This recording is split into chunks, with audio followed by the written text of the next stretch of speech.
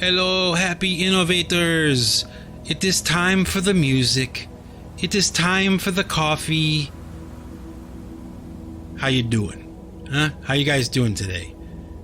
Do you remember a few years back when the rock band U2, who I've, mentioned in my past 2 podcasts, I figured I'd mention them one last time, okay, in this podcast. But do you remember a few years back when they sent their album out on iTunes into everybody's inbox and they just got really pissed off that U2 had kind of like violated their privacy and just inserted their album for free into your inbox? Do you remember that?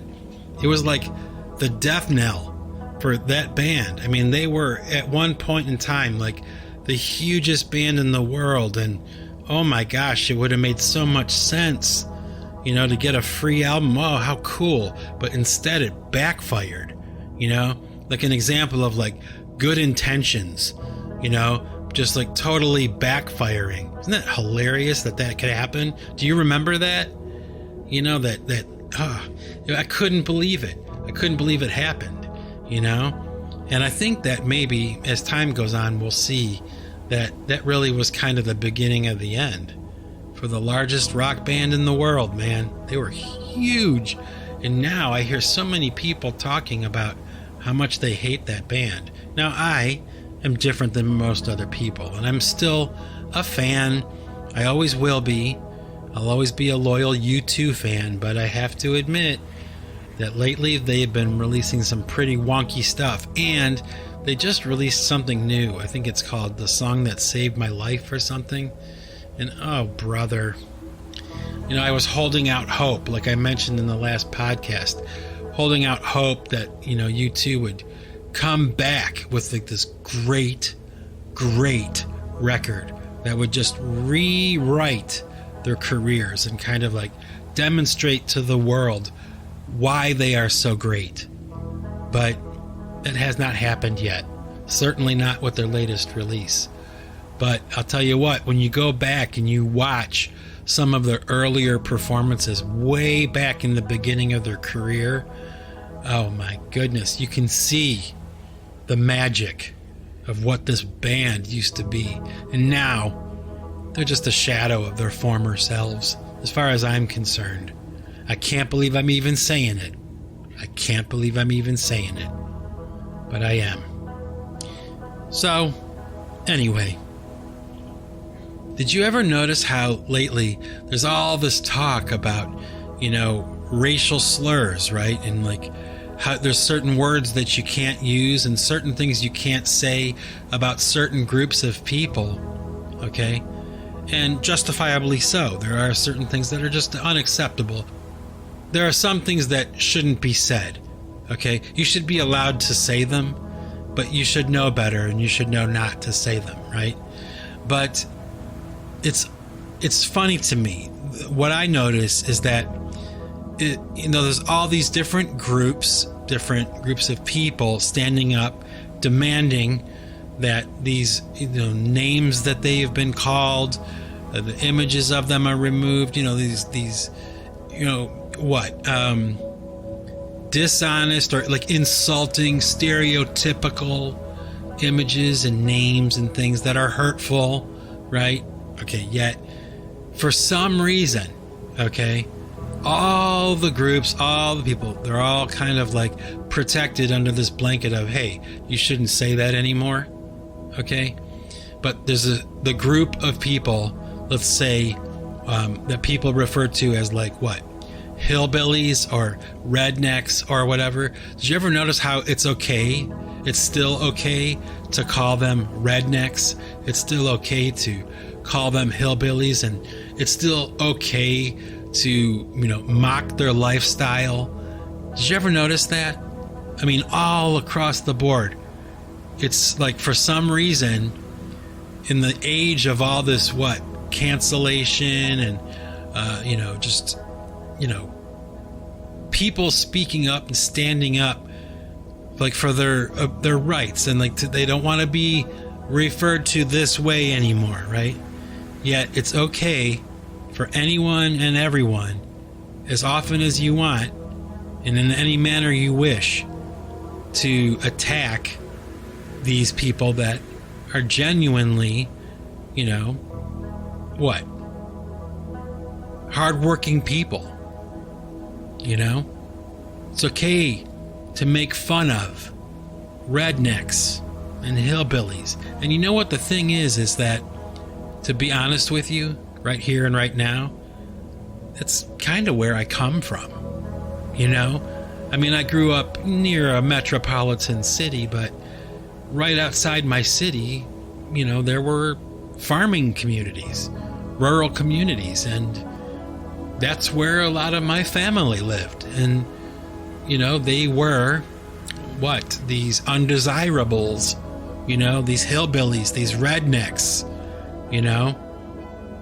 and I think about that a lot because I hear people talking a lot about how they're offended by being called this or being called that. But for some reason, it's okay. It's remained okay, maybe even encouraged to mock and make fun of and humiliate really the people from which I come from. And I hear it all the time. I see it all the time. And I never hear anyone ever speaking out about it. As far as I know, I might be the only person right now who really is. Because for some reason, it's acceptable to refer to people as hillbillies and rednecks and the flyover states, white trash, right? Think about that. Because, when I hear it coming out of people's mouths, while there might be, a part of me that's offended by that, at the same time, I kind of don't really care, what people think or what people say, even though they are technically making fun of me and mocking my ancestors, the people that I come from, the communities that I come from, of very decent, hardworking people who are, have their share of issues or whatever, just like every other group of people, right? But for some reason, those stereotypes have held, and it's okay to throw them around. It's okay to dress up like a hillbilly on Saturday Night Live and make fun of hillbillies, right? But why? Why is that acceptable and everything else isn't? Ask yourself that question, because I do. I ask myself, and it's so dumb, really, when you think about it. To be worried and, for me to be worried or offended or affected in any way by some idiot, calling the people or the places where I come from, some derogatory thing. It's I don't care what people call me. I know what I am. I know where I come from, and I know that I'm proud of where I come from. I come from great people in a great place. It doesn't matter to me what someone else thinks. It doesn't matter what they call me. I've been called everything in the book. You can't think of something I haven't been called, in my lifetime, and I don't care what people call me. I care about what I am, what I know that I am. And I don't have any, for me personally, I don't have any desire to try to control that or to make you call me something. It's I don't care what you think or what you call me, because whatever you think or whatever you call me is not going to change what I am or who I am.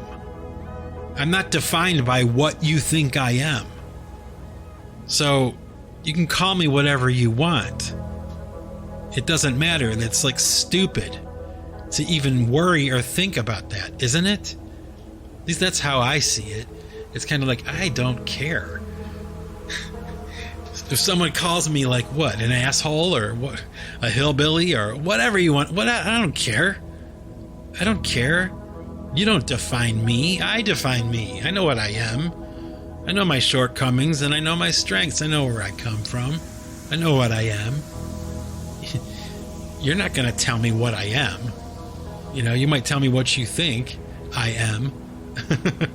But, you know, as I say in my house, you know, there you go thinking again, you know. Good luck with that. Because it doesn't matter what people think. Right? You know, recently I just heard Bill Maher, of all people. I can't even believe I'm saying this because let me tell you. Oh, boy. He was at the top of the list of people I could not stand. Okay? And I gotta tell you, I never thought I'd ever say this, but it seems to me, okay, that right now, somebody like Bill Maher, okay, is actually like the voice of reason. Can you believe that? I mean, there was a time, okay, when my political stance, my political position was true blue Democrat. Okay, we're talking, you know, a ponytail and a dream, you know, a backpack, doing the Earth Day march every year, you know, save the earth, because I believe, even though I'm not pagan, okay, as a Christian, I am obligated to be a steward of the earth and to not mess it up too much and to hand it off to the next generation, hopefully, you know, maybe a little bit better than I got it when I was young. You know, that's the idea. That's a Christian belief, believe it or not. So I had no problem participating in Earth Day, you know, but something has happened. I don't know how this happened, but my party, the Blue Party, the Democrat Party, somehow over the course of the past 15 or 20 years has kind of like lost me. You know, they moved on without me into some other direction that I just cannot agree with. I mean, it's just not tenable to me. I feel bad about it. And what's even stranger when I think about this, because I do think about it often, is that back in the day, like all of the staunch Republicans that I knew were like, are like now true blue Democrats, full tilt boogie, man. It doesn't make any sense to me. Somehow this whole red party, blue party thing just got flipped on its head. And what used to be Democrat is Republican, and what used to be Republican is Democrat. Like the Democratic Party used to represent the working man, you know, the downtrodden, like the people, the blue collar worker, you know, the people who are putting in 8 hours a day and they're just trying to survive, right? And then the Red Party, the Republicans, at least when I was younger, they always seemed to be like the rich people, the white collar workers, right? But somehow, through some kind of Jedi mind trick or something, maybe living in a simulation, which we'll get to in a minute, somehow the whole thing seems to me anyway, got all like flipped around. So now, like, I find myself associating or relating more to what the Red Party is doing or saying, and less with what my old democratic liberalism used to say to me. You know, it used to represent me. And now this shift has taken place where they no longer represent like anything for me. They have lost me. And I don't know how. I swear to you, it must have been so gradual or something. This change, this flip-flop of everything, you know, turned over on its head. So now that guy I knew that was like what? Like, you know, voting for Reagan back in 84, you know, he's like a staunch Democrat now. How does that happen?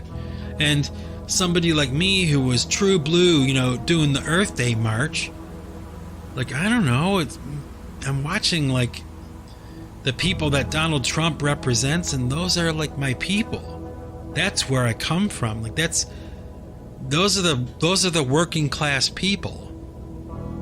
I don't understand how this has happened. Maybe somebody will be able to explain it to me. I don't know. I hope so, though. I hope so, because it's very confusing.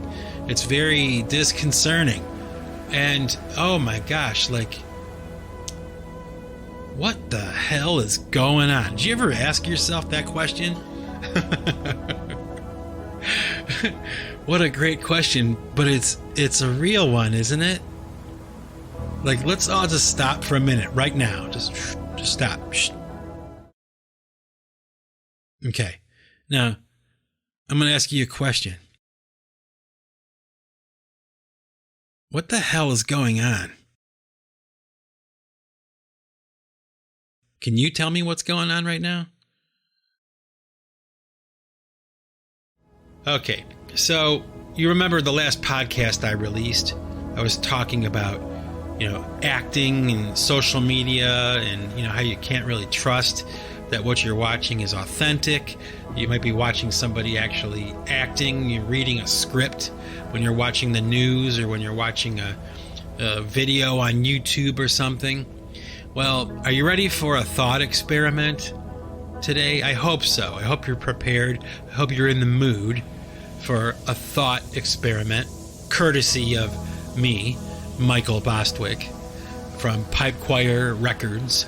And what we're going to do today is we're going to imagine this. Now, I've heard this term thrown around like in different places. It's like a theory, I guess, that the simulation theory, like we're living in a simulation, which to me, right off the bat, just sounds ridiculous. Like, it doesn't even make any sense to me. Like, how could we be living in a simulation? Like, whatever, like everything now has to do with computer code, everything since the beginning of time. Like, I don't know. Maybe I'm misunderstanding it, whatever. But, I've been thinking about that. I've been hearing it a lot, and like, okay, simulation. Like, that's an interesting kind of idea to assert, like, to the public, right? Like, isn't that kind of weird? Like, hey, you might be living in a simulation. What you're seeing may not be real, right? That's the message, right? The overall message. So, with our thought experiment today, since it's been a while, I thought it would be good to do, and I would imagine that we could go something like this, okay? What if, okay, that is how all of my thought experiments begin, right? By asking the question, what if?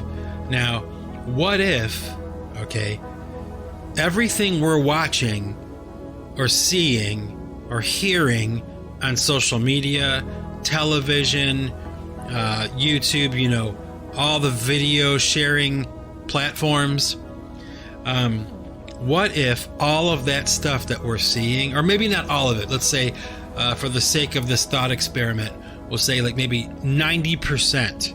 Okay, now just suspend your disbelief for just a second. Okay, thought experiment number 4. And just imagine, okay, that 90% of all of the people you see talking on YouTube and all of the stuff you see on Twitter and TikTok and all the platforms, right? What if the majority of, or at least a great portion of what you're watching is actually fake? Okay, like what if it's not actual people really talking? It's some avatar that's been created by a computer, by somebody somewhere, and they're simply just typing in a script for these characters you're watching on this video, like, to be saying. So you think you're watching a video of a person who's doing like a how-to video, right? Like how to do painting on canvas with oil paint, okay? But actually what you're seeing is not a person, okay? It's actually just a computer-generated person who is performing these tasks, and these words are coming out of their mouth, but it's not really their words. It's not really coming out of their mouth.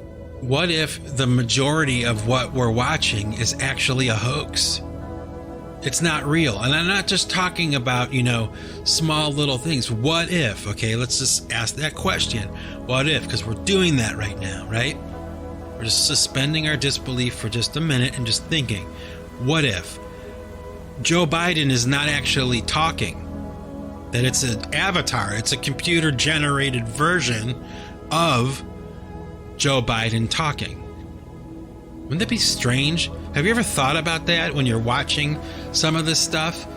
Like, even somebody like Donald Trump, like, what if whenever we're watching these people speaking, these two characters, Joe Biden and Donald Trump, what if, when we're watching them talking on camera, the majority of the time, it's not really them even talking. It might be their image, okay, on the screen with the mouth moving and the eyes blinking, and it looks real, right? But the words and the voice and everything and the image, all of it is manufactured. None of it is real. Can you imagine? Like, that would be the joke, right? When they say, hey, are we living in a simulation? Right? Did I get it? You get the joke? You're actually watching somebody say to you, hey, are you living in a simulation? And they're a simulation. The simulation is talking to you. And you think it's a real person. You think it's somebody sitting in front of a camera talking and, delivering this information. Now, that may seem outrageous to you, okay? But when you really think about it, and you really kind of like ask the question, what if? It's not impossible. The technology to pull things like that off exists already, right? I mean, think about that. It could be anybody. And maybe in the beginning, they started out, whoever's doing this for whatever reason, which is a whole nother part of this thought experiment we'll get to in a little while. The why, like, why would that be being done? But if you really kind of think about it, it is kind of something that's not too far out of reach. Like, it's actually possible, like, that we have people behind the curtain, like the Wizard of Oz, that are literally writing all of these events that are happening that we read as, historical events. Okay, but what if none of them are actually really happening? What if that's all been computer generated? People looking in the camera and giving their testimony about what they saw happen at this place, and this thing happened and they were there and this is what they saw, and they're not even a real person. They're not even an actor. Okay? They're not even acting. It's not even a real person talking. It's the image of somebody moving. The mouth is moving, but the words and the voice and everything are somebody completely separate from that person. Think about that. And the implications of that kind of thing, and what that would mean to society and to our culture and to the events that are taking place and elections and everything would be touched by that. Think about it.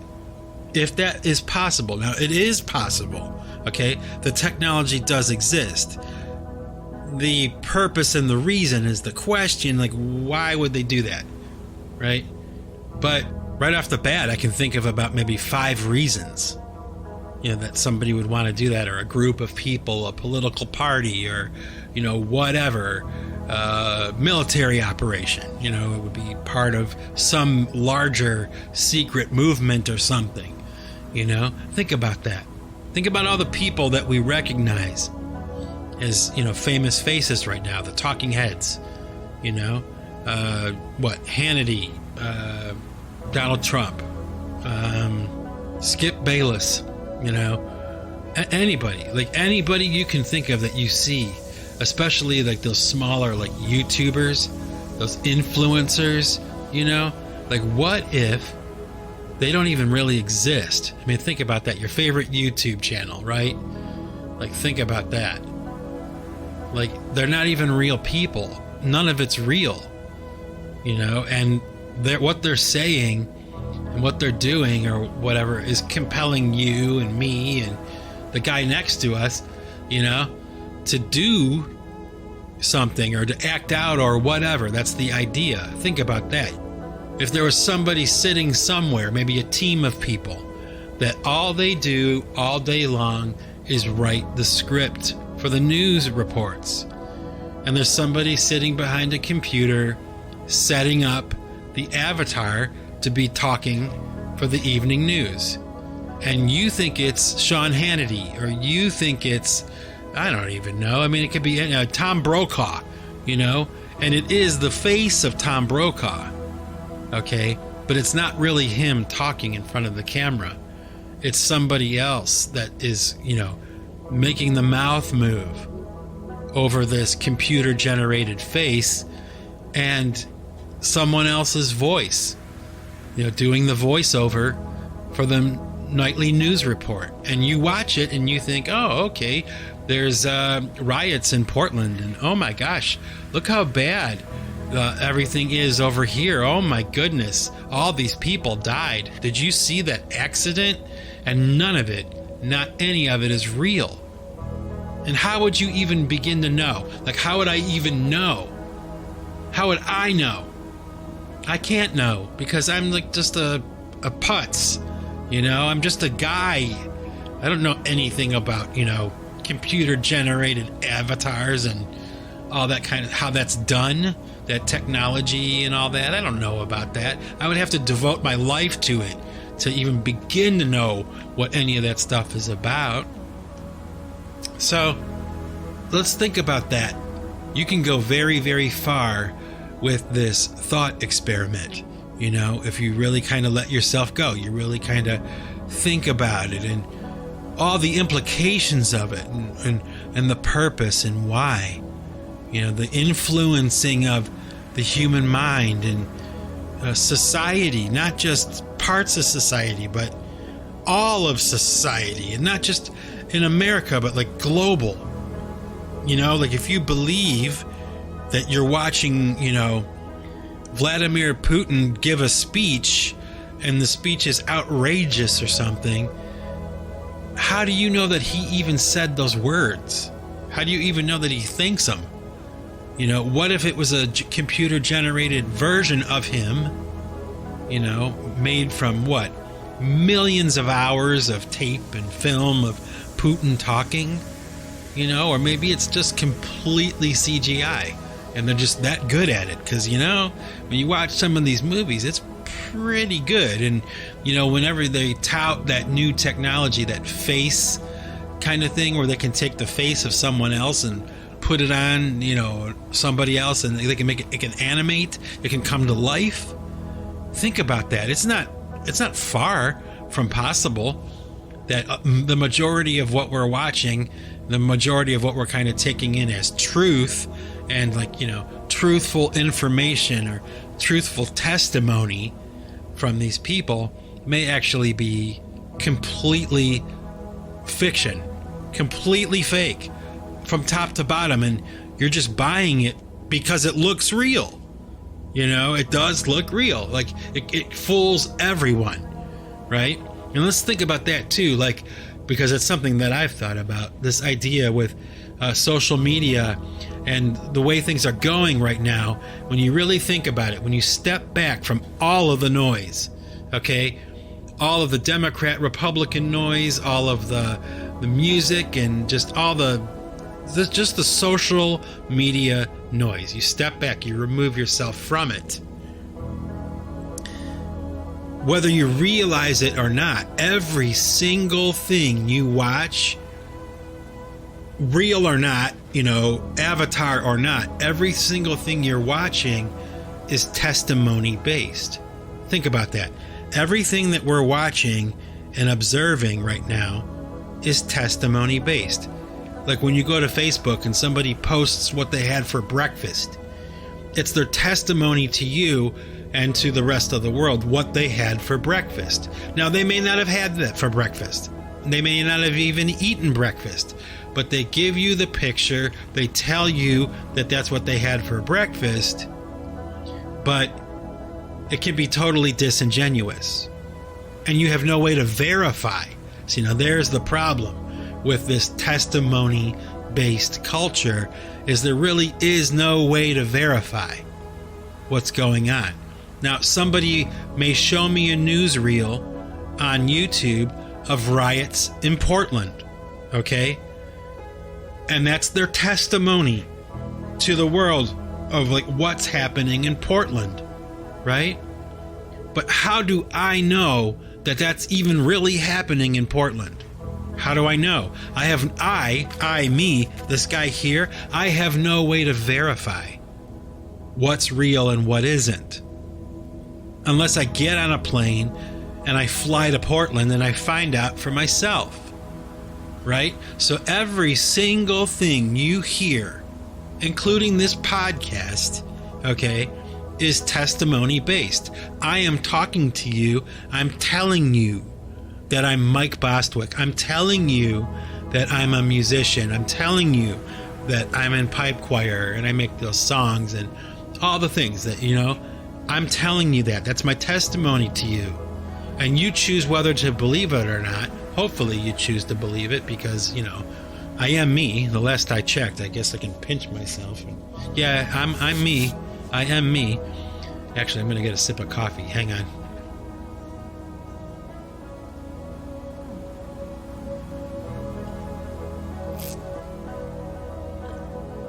Oh, man, is that good? Yeah, I am me. So even the Singularity Podcast is testimony based. All of it is. So when you watch an interview with Justin Bieber, how do you even really know any of it's true at all? How would you know if it's actually Justin Bieber, actually sitting down in front of a camera and talking? How do you know? You have no way to verify that. And the technology and the way things are right now is such where it's so easy to fake it. And no one really seems to kind of be thinking that way yet, time and time again, you hear this talk of, hey, are we living in a simulation? I mean, think about how many times you've heard that. I know for me, I've heard it. And it's like I said at the beginning of this podcast, when someone starts talking to me about, are we living in a simulation? I'm like, what in the hell are you talking about? That doesn't make any sense. No, of course it's not a simulation. This, table in front of me, all these things in front of me, they exist. I'm touching them. I'm tapping the microphone. Hear that? You know what I'm saying? It's not a simulation. It's real. It's tangible. But joke's on us. What if? What if? It's all fake. Even all that stuff when people are talking about living in a simulation, those people saying it are a simulation. It's like, what? Was it Max Headroom? Do you remember that? Are you old enough to remember Max Headroom back in the 80s? That character was like an avatar on the television. He was all kind of funky and disjointed in his, robotic kind of speech because he was a fake character on the TV. Think about it. Was he the precursor? Was he the warning? Was he the canary in the coal mine about what was going to be coming in the future? That you would turn on the television to watch the news and the anchor person you're watching isn't even real. It's some computer-generated person who's saying words that some guy in a cubicle somewhere is typing into his computer. Think about it. It's pretty screwed up, but when you start to watch television after you hear this podcast, maybe when you watch, YouTube or any of the stuff that you normally participate in, all that testimony-based social media, okay, where you just have to believe that the people are telling the truth, that they're even people that are talking and telling the truth. You have to believe it first. And if you believe it, then you'll listen, and then you'll believe what they're saying. because it is testimony based. That's all you have. You have no way to verify, right? We have no way to verify what anybody is saying on social media. You just assume it's true and it's real. Think about that. I mean, this is like, this concept, this idea is so massive. It's so simple and kind of like a Jedi mind trick, you know? It's really kind of weird, isn't it, when you think about it? How easy it would be to just mislead everybody, not just the right or the left. Like, forget that. This is way bigger than that, don't you think? I mean, is that possible? Are we living in a society, a global society, where 90% or maybe even 100%, is all bullshit? It's all bullshit. None of it's real. Whatever you're being told is not even real people telling you. It's all phony.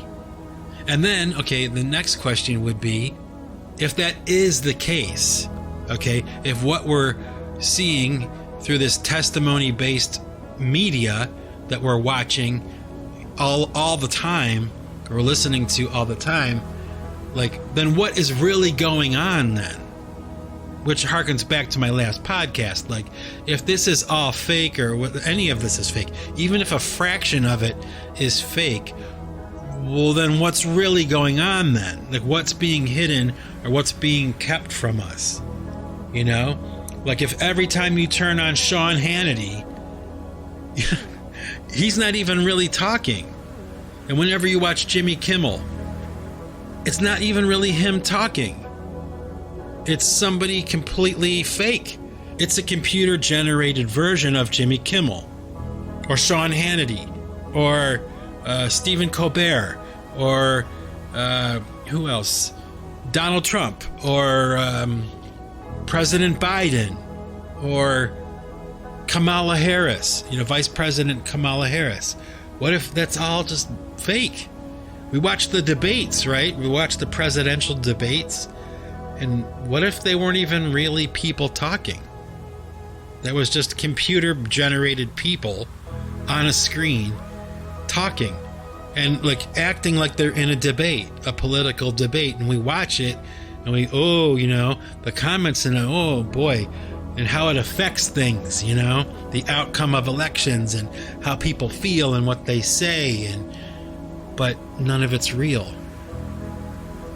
You think it is, I think it is, because it looks real, and we just we assume, right? We assume, we believe that what we're being shown is truthful, that the people that are presenting to us these events, these things are being truthful.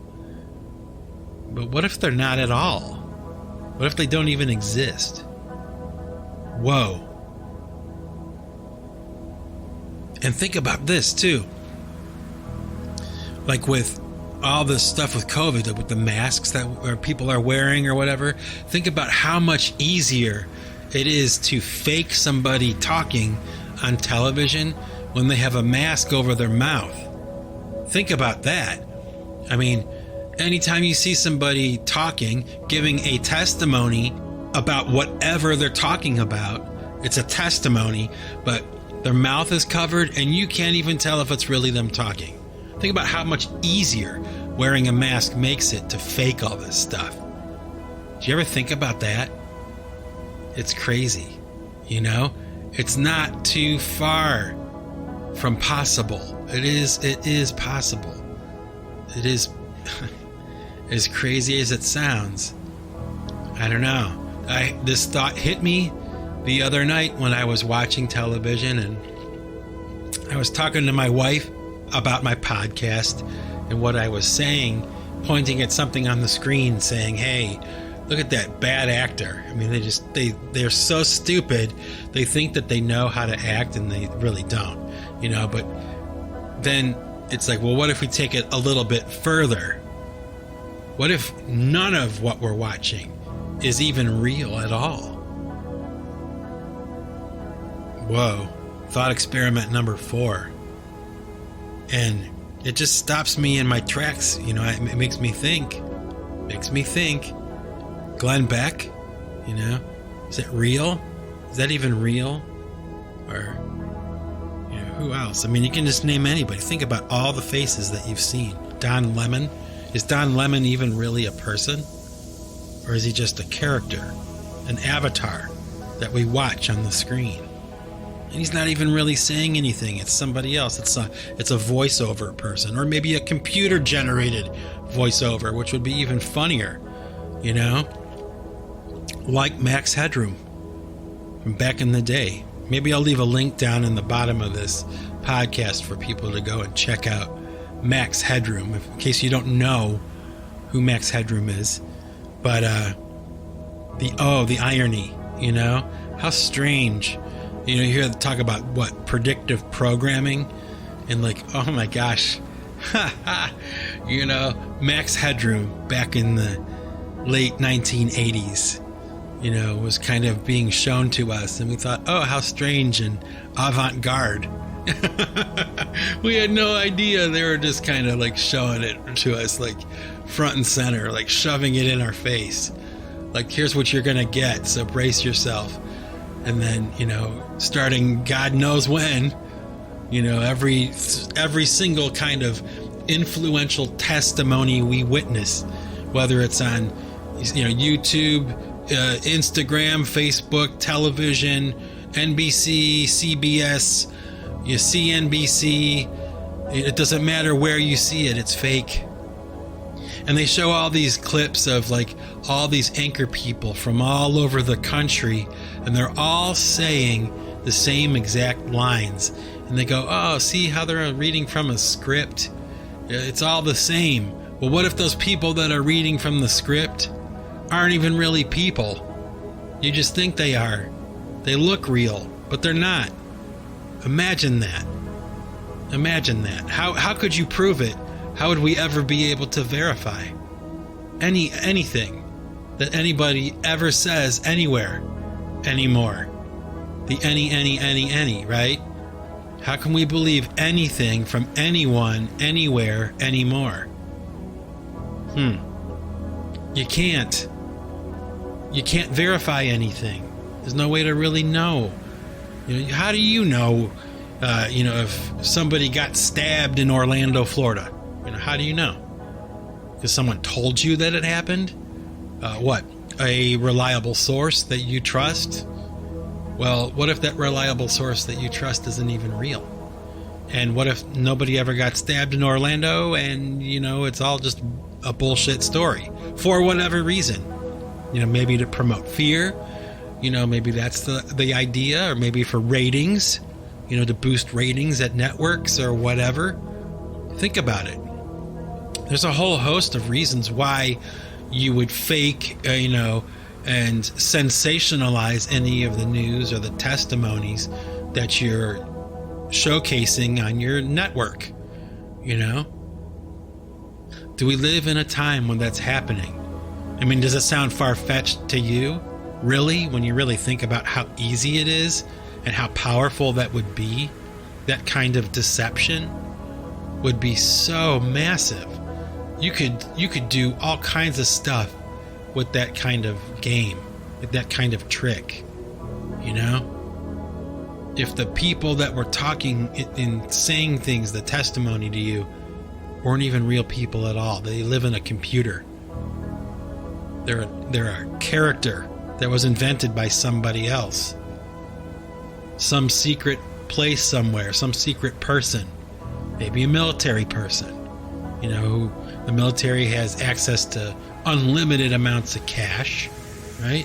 So maybe the technology that they show us on YouTube or whatever, this facial kind of, fake face thing that they can do, like the version that we get to see is like the version from like 20 years ago, like it's so wonky. It's totally like it still looks pretty good, but you can tell that it's fake. But the new stuff, the state-of-the-art version of that software, oh, you can't tell at all. They can change anything. They can make it look real. It doesn't matter what they want to make look real. It doesn't matter. You name it, they can do it, right? I mean, does that sound impossible to you? To me, it doesn't. It sounds like it could have been, why wouldn't it be being done? If they can fake it and they can kind of sway the masses like into one direction or the other, just by a couple of testimonial news reports that we're forced to either believe or just not believe. Like, that's how it is. It doesn't matter what side of the aisle you're on. It doesn't matter what country you're in. It doesn't matter what city you're in. It doesn't matter your gender. It doesn't matter. We're all watching the same fake thing. What if? What if? Now, I know that I'm repeating myself over and over again. I mean, I'm thinking this through as we speak. This whole thought experiment is, for me too. Not just you. It's for me too. So I'm going to repeat myself, but that doesn't really matter, because I was told once that if you really want your idea to stick, you really want people to hear it, you have to say it 16 times in order for them to remember what you were talking about. So we'll chalk it up to that, right? I mean, I'm aware of the fact I'm repeating. I'm aware of the fact I'm repeating. I'm aware of the fact I'm repeating. I'm aware of the fact I'm repeating. So do you believe my testimony today? Do you believe it's really me? I don't know. I mean, of course it's me, but you know what I'm saying. How do you know? How do you know? You don't know. You just believe it's me. You're convinced it's me, right? And the same goes for me when I'm watching other things myself. And I'll tell you what, as soon as this idea kind of entered into my head, and I was watching, the normal things I watch, you really kind of start to kind of ask yourself, some of what I'm seeing is so outrageous. Is it possible that none of it at all is real? None of it. What if none of it is real? All the television and all the stuff you watch, all the stuff you read, all the newspapers, blogs, videos, vlogs, program television, all of it is fake. All of it is a simulation. And guess what?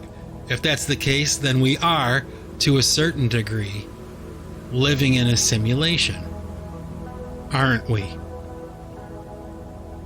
And what's even weirder when you think about it too, is that a lot of the talk and a lot of that testimony that we've decided to believe as fact and as real, a lot of it is negative. Did you notice that?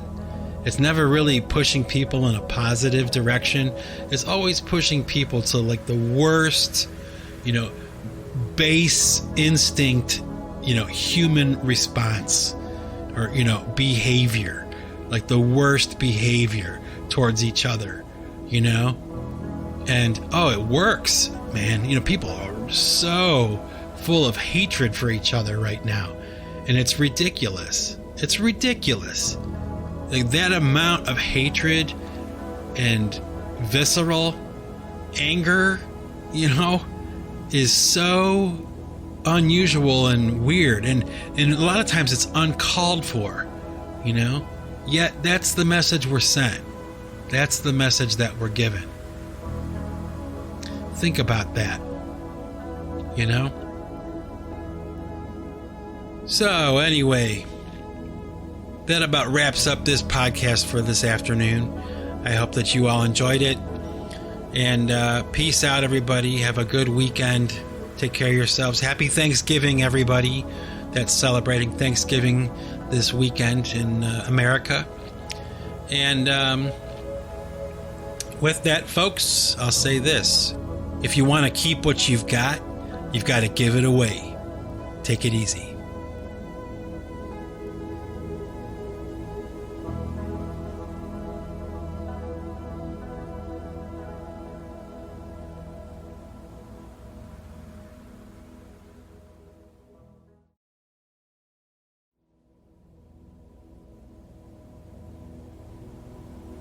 Okay, all you happy innovators, I got some music for you. And what I'm going to do is I'm going to share with you something that's maybe a little bit unusual, but I'm going to share with you a segment, okay, of my record-breaking, Guinness World Record-breaking In the Garden, my 3-hour song. I'm going to share with you a section from that song that I like a lot. I like it. It's a song called A Day Like This, like the section was titled A Day Like This.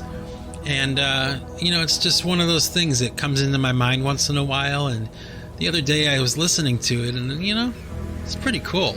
This little section, of this idea that just emerged. So I'm going to share that with you here.